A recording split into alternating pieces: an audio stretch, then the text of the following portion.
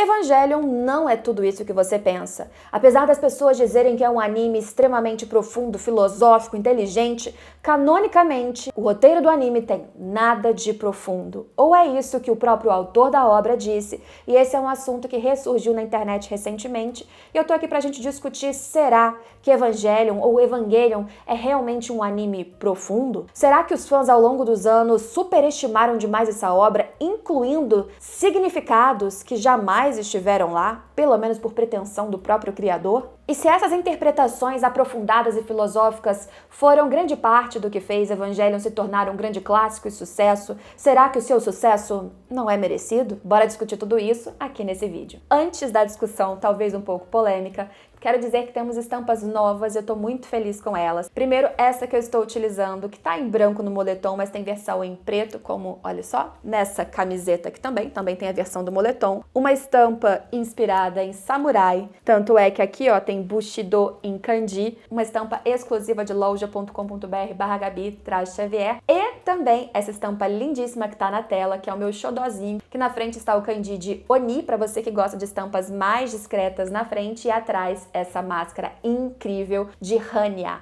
um Oni exatamente dos sentimentos mais intensos de ódio, inveja, que pode significar essas sensações muito intensas ou a superação delas. As estampas são exclusivas e você ganha 20% de desconto por tempo limitado entrando nesse link que vai estar aqui na tela ou na descrição e utilizando no carrinho o cupom GABIX20, GABIX20, tudo junto. Por tempo limitado, o cupom vale para toda a minha coleção na loja, mas é só por poucos dias. Então depois desse vídeo, confere lá e aproveita a promoção. Olá! Recentemente na internet ressurgiu uma entrevista de Hideaki Anno, ou seja, o criador de Evangelion, em que ele fala algumas coisas sobre a relação dos fãs com os significados dentro do anime de Evangelion e a sua própria criação. O como ele sabia ou não, detinha conhecimento ou não de alguns conceitos que foram utilizados. E o quanto algumas pessoas, na verdade, muitos fãs, colocam mensagens ou enxergam mensagens dentro da sua obra que ele mesmo não vê ou não tinha por intenção colocá-las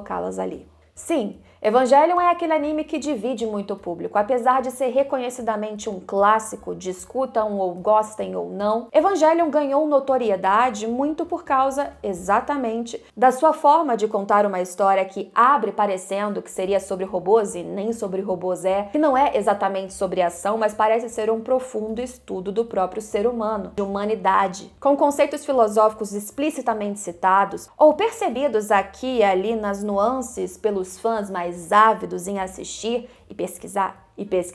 A verdade é que Evangelion tem, sim, grande parte da sua fama associada justamente a essa sua teórica profundidade narrativa, além da qualidade sensacional, é claro, cinematográfica. Mas que curioso buscarmos ou revivermos essa entrevista de Hideaki Anno em 2004, quando ele simplesmente diz que os fãs superestimam Evangelion, que ele sim colocou conceitos filosóficos e pensou em algumas abstrações, inclusive na arte do anime, porque ele pretendia que Evangelion parecesse profundo, ou seja, ele sim colocou de propósito alguns conceitos, citações filosóficas, pensou em algumas abstrações em arte, na animação por si só, mas ele tinha como pretensão, como objetivo, segundo ele, construir um anime que parecesse ser profundo, inteligente, mas segundo Hideaki Anno, não exatamente que fosse assim. Pelo menos na visão de Hideaki Anno, ao ele pesquisar certos filósofos, por exemplo, e colocá-los na obra sem um trabalho mais profundo, isso significava que ele não detinha qualquer uma dessas informações, não tinha controle desses artifícios narrativos que ele estava costurando dentro de Evangelion. E isso casa muito com uma outra declaração dele que eu já vi anos atrás também, em que ele fala que as pessoas criavam ordens para assistir Evangelion,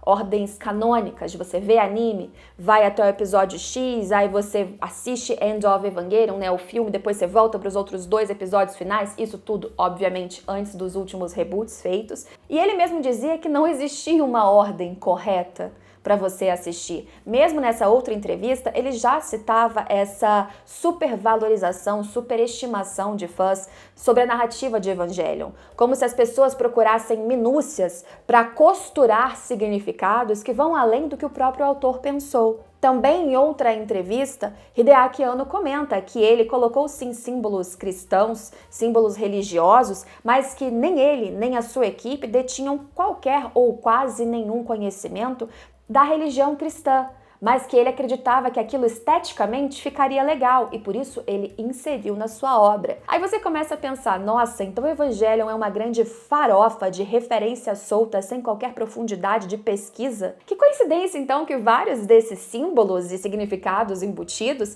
casem tão bem com a narrativa e tenham tocado pra caramba os fãs a ponto deles criarem interpretações super coerentes daquela obra que nem o autor, em tese, tinha conhecimento ou intenção por. E aí? Como é que funciona? Será que Evangelion, já que consegue ser explicado pelos fãs com tanta intensidade narrativa e sim profundidade, não vale a pena porque o autor não conseguiu ou não teve a intenção de produzir essa mesma interpretação, essa visão? Será que ele não teve intenção real? Ou será que Hideaki Anno apenas diz que eu não tinha conhecimento suficiente, fiz pesquisas vagas, tive vontade de produzir no fã essa sensação de, veja, essa é uma obra inteligente, consuma essa obra extremamente inteligente, porque eu mesmo não sou, mas ao fazer isso, ele acabou criando analogias profundas. Acabou criando vínculos, associações com aquele espectador que assistia, que era bem trabalhada o suficiente para fornecer material de estudo para tantos outros depois do lançamento. Mais que isso, tem um ponto que Hideaki Anno sempre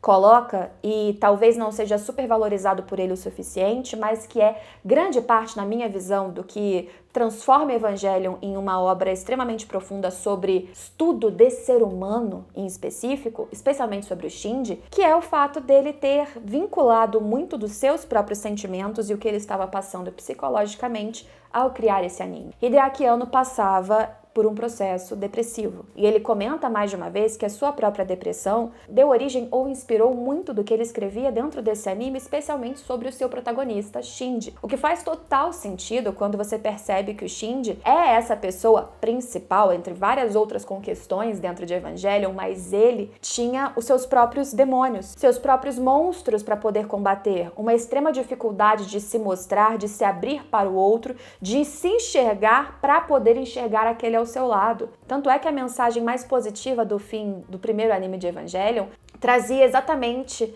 essa mensagem, pelo menos muito óbvia para nós que assistimos, da importância de você não apagar todos os sofrimentos e diferenças, porque são esses sofrimentos e diferenças que trazem a individualidade, que criam o eu, o você, com diferença de um para outro, e como cada uma dessas falhas nos tornam humanos, gera a humanidade, portanto, são indispensáveis. É bonito imaginar que para Hideaki Anno, o processo de construir o roteiro de Evangelion foi, de certa maneira, uma válvula de escape para ele mesmo, ou um espelho do que ele estava passando. Porque talvez com depressão seja importante que você consiga de alguma maneira enxergar o que você está passando, porque são sentimentos e sensações muito difíceis de você verbalizar. O que você sente quando está em depressão? Como é ter depressão? Com ressalvas de que, claro, há diferenças de pessoas para pessoas, obviamente, apesar de ser a mesma doença, falar sobre o processo depressivo é muito difícil, porque não é algo racional. Então, talvez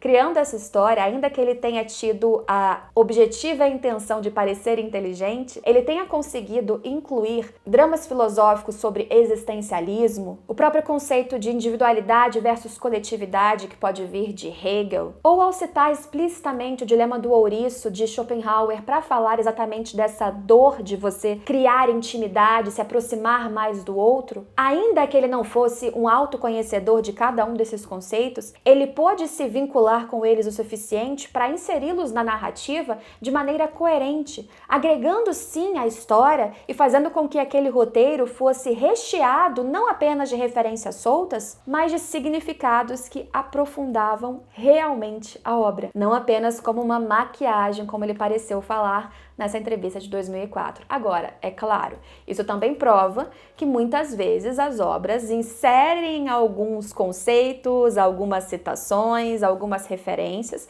simplesmente para parecer algo. Isso acontece com pessoas falando na vida, aqui na internet. É o que a gente fala daqueles que são muito de retórica. Eles têm discursos, eles jogam conceitos soltos, você acha que eles são muito inteligentes e, na verdade, eles mal conhecem profundamente qualquer coisa daquilo que eles estão falando. Pode ser, sim, que muito da nossa interpretação tão profunda sobre o Evangelion seja do quanto aquela história também bateu em cada um de nós. Com o fato também de que quando uma obra é lançada, seja anime, série, filme, livro ou o que for, eu costumo dizer que essa obra passa a ser do mundo. E por mais que exista uma interpretação oficial, uma visão canônica, aquilo que o autor tinha por pretensão passar ou querer dizer, a obra é viva.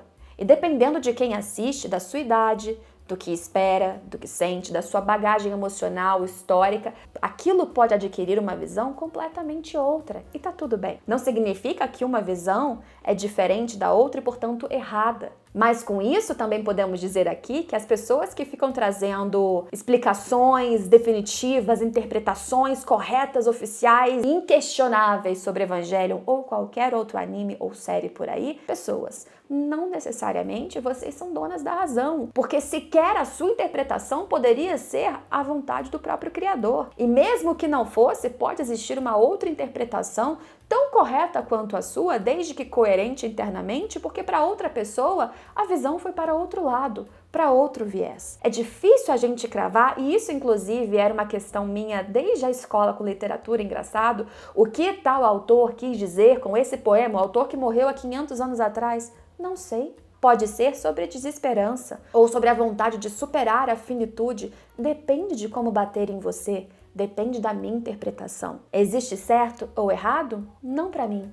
Acredito que essa entrevista ser revivida é importante para a gente entender que o ato de você analisar, de você tentar achar significados, não é incorreto. Muito pelo contrário, exercita o pensar. E isso é sempre positivo. Mas verdades máximas? Não. Elas não existem. Pode ser que alguém enxergue em Evangelion apenas um apanhado de referências soltas que não reverberem de nenhuma forma mais profunda dentro deles e, portanto, seja um anime desinteressante, nada ou pouco coerente, tão pouco profundo. Essa pessoa tá errada? Se você for ver a entrevista do autor, não tá. Simplesmente, para essa pessoa, as referências claramente não tão bem pensadas assim por Hideaki Anno não foram suficientemente bem utilizadas para conquistar tal e tal pessoa. É por isso também que Hideaki Anno comenta em entrevista que ele teve vontade especificamente no filme End of Evangelion de trazer uma forma mais objetiva, mais literal, mais seca, de certa forma de atacar o espectador.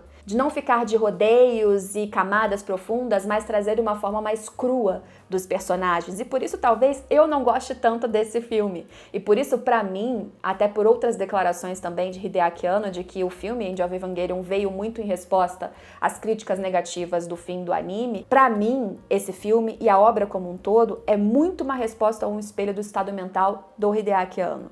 E por isso, para mim também, eu me afino mais ou menos com cada uma dessas interpretações dele de Evangelion ao longo da história, de acordo com o quanto aquilo casa com o que eu sinto e com o que eu estou buscando. Não é uma obra suprema, porque qual é, afinal?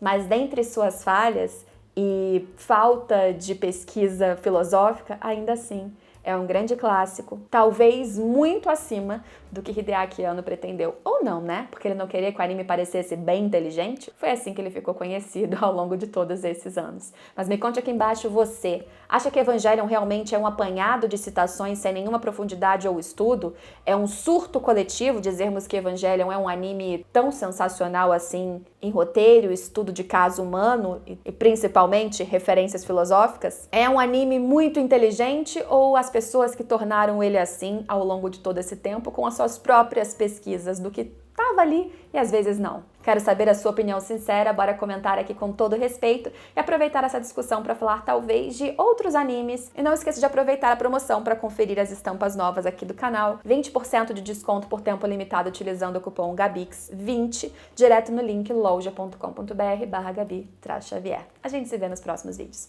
Tchau!